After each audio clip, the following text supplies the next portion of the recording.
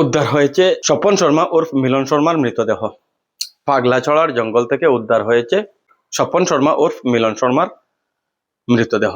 ঘটনা হচ্ছে আসাম মিজোরাম সীমান্তের ফ্রেঞ্চনগর গ্রামের বাসিন্দা স্বপন শর্মা গত বুধবার থেকে নিখোঁজ ছিলেন। গত বুধবার সকালে তিনি মায়ের কাছে স্কুটির চাবি এবং রেশন কার্ডটি সমঝে দিয়ে বাড়ির পাশে জঙ্গলের দিকে চলে যান। সে থেকে তিনি নিখোঁজ ছিলেন। পরিবারের সদস্য এবং স্থানীয়দের উৎকণ্ঠা ছিল তিনি হয়তো কোনো চরমপন্থা বেছে নিতে পারেন। মানুষের আশঙ্কা সত্য প্রমাণিত হয়েছে। নিখোঁজের একদিন পর থেকে স্থানীয় মানুষ খোঁজাখুঁজি শুরু করেন। আজ সকালে গ্রামবাসীরা সমবেত হয়ে জঙ্গলে সেই মিলনকে খুঁজতে যান। সেখানে অস্বাভাবিক অবস্থাতে তার মৃতদেহ উদ্ধার হয়। উল্লেখ করতে চাইছি আমরা, পারিবারিক কলহ, শাশুড়ি এবং বউয়ের মধ্যে ঝগড়া। মিলনের ছোট্ট পরিবার, স্ত্রী, 2 সন্তান, আর আছেন মা, বৃদ্ধ মা। তিনি পুরোহিত মানুষ, গ্রামে পূজা পার্বণ করাতেন, এটা ছিল পেশা। তো সেই পারিবারিক কলহের জেরে তিনি নিখোঁজের আরো একদিন আগে বাড়ি থেকে স্ত্রীকে নিয়ে, মায়ের বক্তব্যে সেই বিষয়টি উঠে এসেছে, মা থাকবে বা স্ত্রী থাকবে সেভাবে একটা বিষয়, একটা পরিস্থিতির সৃষ্টি হয়। সেখানে তিনি বউকে নিয়ে বেরিয়ে যান। তুলার তলে ওনারই এক যাজকের বাড়িতে তিনি আশ্রয় নেন। সেখানে এক রাত থেকে পরদিন সকালে তিনি বাড়িতে ফিরে আসেন। বাড়িতে ফিরে এসে মায়ের স্কুটির ডয়ারে থাকা রেশন কার্ডটি মায়ের হাতে দেন, স্কুটির চাবিটি নির্দিষ্ট জায়গায় রাখেন। রেখে তিনি পশ্চিম দিকে যখন বেরিয়ে যাচ্ছিলেন, তখন স্থানীয় মানুষ ওনাকে জিজ্ঞেস করেন, ঠাকুর কোথায় যাচ্ছেন? মিলন উত্তর দেন, তিনি জঙ্গলের পালই তুলতে যাচ্ছেন। মা উল্লেখ করছেন, বগলে একটি ব্যাগ ঢুকিয়ে, লাইলনের একটি ব্যাগ ঢুকিয়ে, হয়তো সেই ব্যাগের ভিতরে তিনি যে যে পথ বেছে নিচ্ছেন সেই সেই সেই সমস্ত সামগ্রী নিয়ে যাচ্ছিলেন। তো তিনি চলে যান। ওনাকে লাস্ট পাহাড়ের শেষ প্রান্ত পর্যন্ত, যেখানে মানুষের বসতি রয়েছে, সেখান পর্যন্ত মানুষ ওনার সাথে কথা বলেছেন, তিনিও মানুষের সাথে কথা বলেছেন। আরো একটু গভীরে জঙ্গলে যাওয়ার পর তিনি কিন্তু চরমপন্থা বেছে নেন। আজও গ্রামবাসীরা যখন সেখান থেকে তার মৃতদেহ উদ্ধার করেন, ইতিমধ্যে লালাপুর পুলিশে একটি লিখিত এফআইআর দায়ের করা হয়েছে। পুলিশ সে বিষয়ে তদন্ত শুরু করেছে। ঘটনার নেপথ্যে কি, পুলিশ তদন্তে সে বিষয়টি বেরিয়ে আসবে।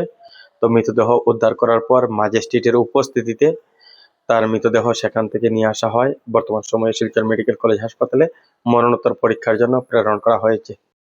উনি গত বুধবার সকাল আনুমানিক 7টার দিকে, 6:30 7টার দিকে ওনার বাড়িতে স্কুটি রেখে চাবি এবং রেশন কার্ড ওনার মায়ের হাতে তুলে দিয়ে উনি ওনার নিজ বাড়ির পশ্চিম দিকে রওনা দিয়েছেন।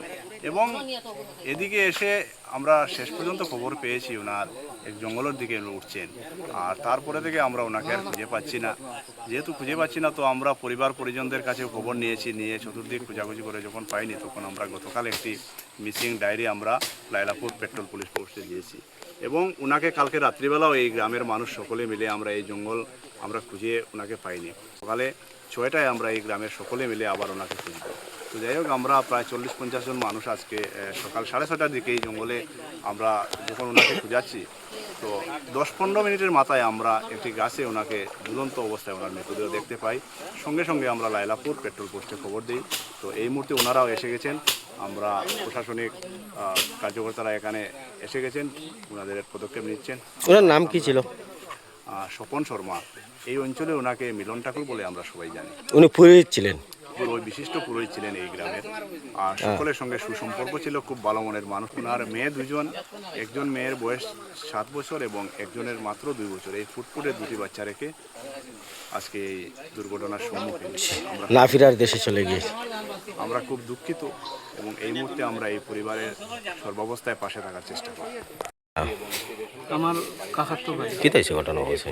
স্বপন শর্মা গত বুধবার সকালে আমি পারিবারিক সূত্রে খবর পাইলাম যে তুলার তুল থেকে আইয়া তার বাড়ির যেন মার হাতে রেশন কার্ড আর স্কুটির চাবি আর ছাগলের বাচ্চাটাও কইছে বিক্রি করলেও পালতে পারতাই না, এগুলা কইয়া একটা ব্যাগ লইয়া হাতে লইয়া আর পশ্চিম দিকে এখানে আইছে। পশ্চিম দিকে কাশিয়াপুঞ্জির স্থিত, ওখানে এলপি স্কুল আছে কাশিয়াপুঞ্জি, এখানে আইয়া জঙ্গলের ভিতরে গলায় দড়ি দিয়েছে। এই বাড়িটা যে গলায় দড়ি দিব, এই নমুনা এই নমুনা যে তার মৃত্যু অনিবার্য করব হে, আমরা মানসিকতার মধ্যে এটা কোনো দিনও আইছে না। আমরা বংশানুক্রমিক কোনো অবস্থায় এই নমুনার কোনো পারিবারিক কোনো অসুবিধা আসলো? পারিবারিক অসুবিধা কিছু তারা মিডিয়ার মাধ্যমে একজনে উল্লেখ করছেন, তারা গৃহবধূ যে আছে তার বউ এবং তার মায়ে বলছেন ছোটোখাটো কিছু একটু পারিবারিক অশান্তি আছে, এর কারণে তবুও আমি নিজে বড় ভাই হিসাবে ওটাও দাবি করি তার কাছে, যদি আমরা সঙ্গে শেয়ার করতো তাহলে তারে একটা সুব্যবস্থা বাঁচানোর একটা চেষ্টা করলাম, যুক্তিবুদ্ধি করলাম। মানসিকভাবে মানে হেনাস্তা ছিল। ঠিক আছে, আপনার নাম? তুষার চক্রবর্তী। আর যিনি আপনার খাকাতো ভাই ওনার নাম? স্বপন শর্মা। ঠিক আছে, ধন্যবাদ।